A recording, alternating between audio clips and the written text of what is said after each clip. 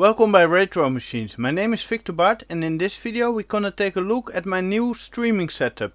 Yesterday I did the first live stream with this setup and everything went okay and the audio was great and the video looked good and nobody was complaining. But before this setup I did 2 live streams with my mobile phone and there the sound quality was horrible and the image quality was not that great. So that is why I decided to build a proper live streaming setup with a real camera, a capture card and a good microphone. Let's check out the streaming setup. The software that I'm using is OBS Studio. The camera that I'm using is my old Panasonic GH3 with a very nice 7 to 40mm ultra-wide lens. The camera is powered from the wall with a power adapter and a dummy battery, and a kit to power your camera is really cheap on eBay. I think I paid $14 for the power supply and the dummy battery. So to use this camera for live streaming, we connected the HDMI cable to my computer, and in my computer there's an Avermedia Game Broadcaster HD capture card.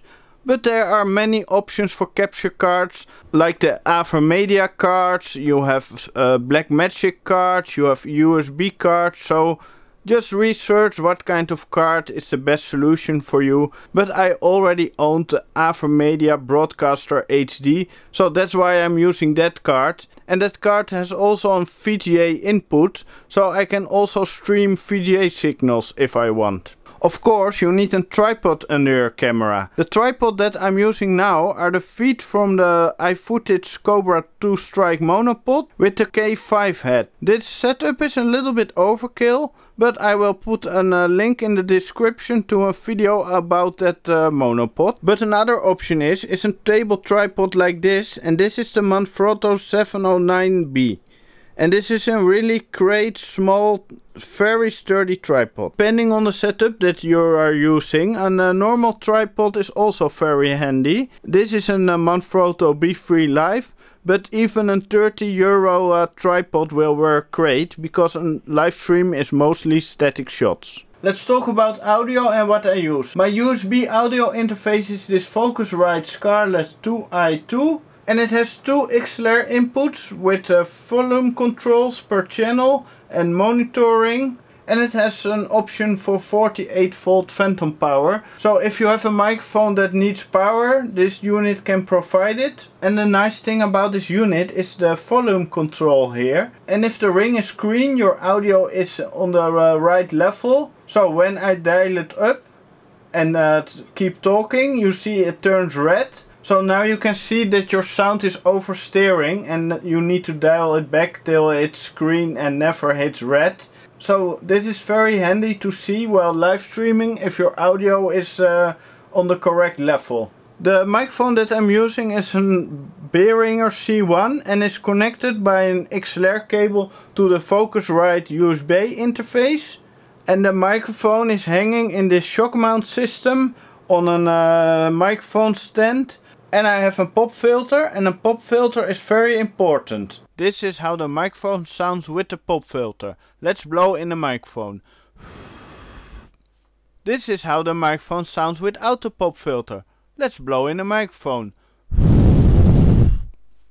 The reason why I invested in the XLR to USB audio interface is that I like the versatility of XLR.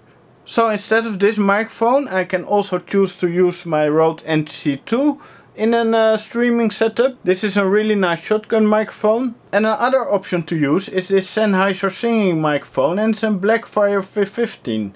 So XLR is really versatile. But if you don't need the versatility of XLR, you can also buy microphones like this on USB and plug them directly in your computer. But then in most cases the audio controls are all done in software instead of the dials on this unit. You can also use the internal microphones on your camera because HDMI is video and sound. But that will probably not sound great, so you can better put a little microphone on top.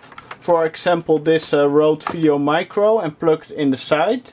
And if you talk in front of the camera, this is a nice solution. If you want to walk around while live streaming, you can better get a lavalier microphone like this Rode Link Filmmaker kit. And then you will put the receiver on top of your camera, plug the cable in the side. And this is the body pack for on your belt with the lavalier microphone on the cable. A good camera and good sound is not enough, because you also need light to make videos. I use these €8 IKEA arms with daylight balanced video lights. It's an okay solution, but the arms are not that great. But it is easy to adjust and I can point the lights where I want.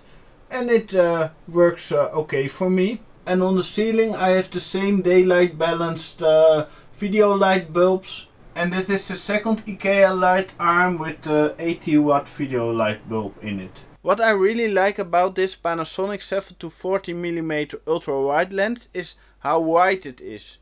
So I'm standing now, I think 50 centimeters from the lens, but it looks like I'm much farther away from the lens. But you must be really careful with a wide angle lens, because if you go too close you get really distortion, and also to the sides you have a lot of distortion. So that is not a beauty lens. If you care about how you look on camera, better not use a wide angle like this, but use a medium to a normal focal length, like a 35 or 50mm on full frame, because that will render your face much better. What I really like about the wide angle is it's really easy to show stuff, or you can see me take something out of a shelf to show you something. That is more my style for a live stream. So I hope you now have a better understanding what you can use for a live streaming setup with a real camera and a capture card and XLR audio. There are many ways to live stream, so this is not the only solution that you can use, but for me this is how I like to stream.